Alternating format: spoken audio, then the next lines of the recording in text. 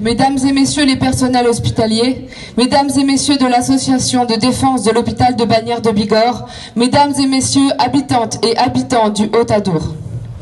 Le travail parlementaire me retient aujourd'hui à l'Assemblée nationale. Je suis de tout cœur avec vous et j'espère une belle réussite à cette nouvelle mobilisation.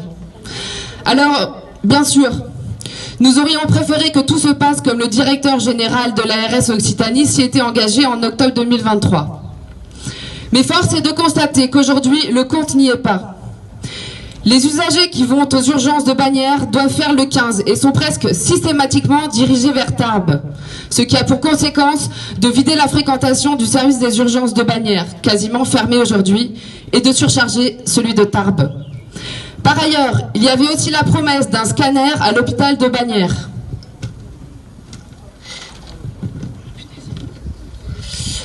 Je tiens à rappeler une chose fondamentale. L'objectif doit être l'accès égal pour toutes et tous à une offre de soins par bassin de vie sur tout le territoire de la République.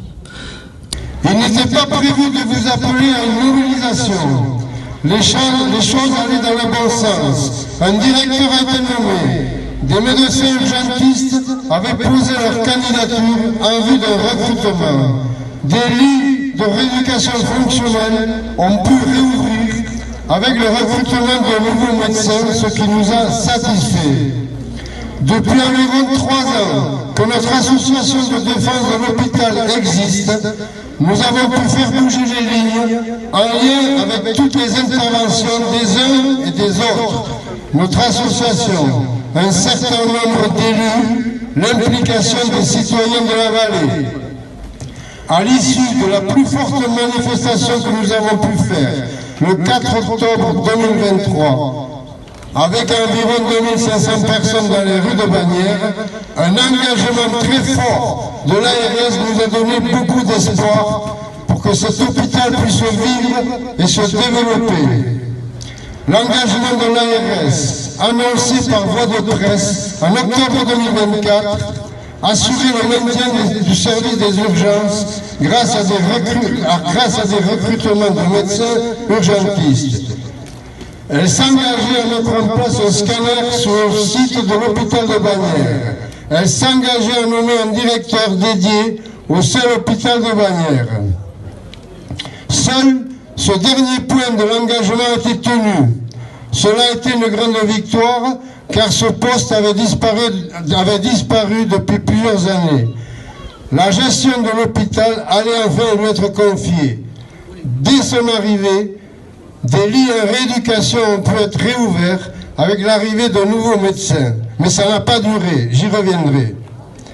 Nous étions très satisfaits de la tournure des événements et pleins d'espoir. Mais aujourd'hui, un changement de cap manifeste ravive nos inquiétudes. C'est la raison pour laquelle nous avons construit avec vous la journée d'aujourd'hui. Depuis maintenant 3 mois environ, le dialogue s'est rompu avec les autorités sanitaires et préfectorales locales. Pourquoi? La question se pose.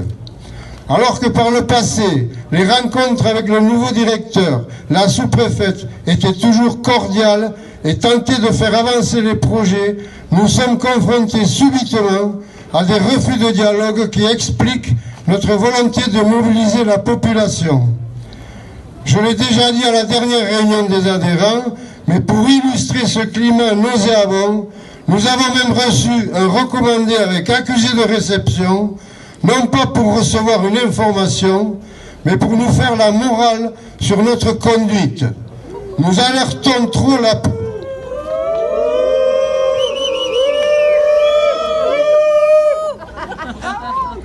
Nous alertons trop la population.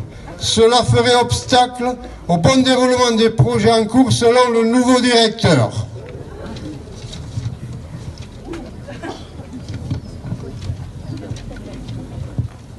Aurait-il été sermonné par sa hiérarchie? Cela expliquerait son changement d'attitude, c'est une hypothèse. Ceci dit, des contradictions incompréhensibles voient le jour. 6 médecins étaient favorables pour venir travailler à Bagnères. Ce projet avançait dans le bon sens jusqu'au jour où des blocages administratifs, mais aussi financiers, ont fait renoncer pour l'instant les futurs médecins de postuler à Bagnères. Il semblerait que des chefs de service aux urgences de Tarbes ou à Bagnères pour l'un d'entre eux, ainsi que la direction de Lannemezan, qui ont en réalité des pouvoirs décisionnaires très limités, font la pluie et le beau temps. Ils empêchent le bon déroulement du projet, incompréhensible. Il faut quand même savoir que 2 médecins récemment recrutés en rééducation fonctionnelle sont partis pour des raisons de climat insupportables liées à leur hiérarchie directe. Où est l'essentiel? Développer l'intérêt général de la santé publique ou pour certains se positionner selon des intérêts dont nous pouvons donner la cause? Le devoir de réserve a ses limites, mais nous n'allons pas le tenir bien longtemps.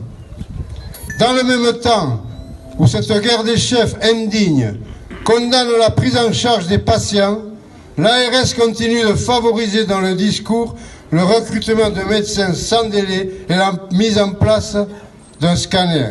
À l'évidence, les paroles de l'ARS et les faits réels sont contradictoires. Face à ce climat, l'ARS laisse faire. Pourquoi?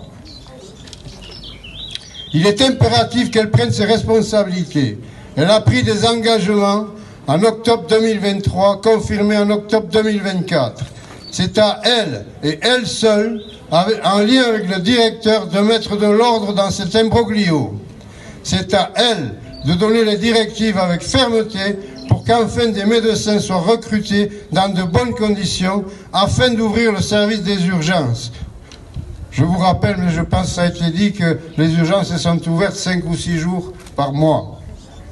Il est incompréhensible que l'ARS, mais aussi la direction de l'hôpital, laisse ce climat se perpétrer sans réagir. Par le passé, on nous servait le discours d'un manque de médecins. Aujourd'hui, nous les avons, ou plutôt nous les avions. Ce projet n'avance plus, avec des raisons bien faciles à régler si la volonté des autorités sanitaires se manifeste.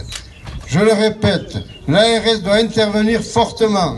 Il n'est pas suffisant qu'elle donne l'autorisation de recruter des toubibs.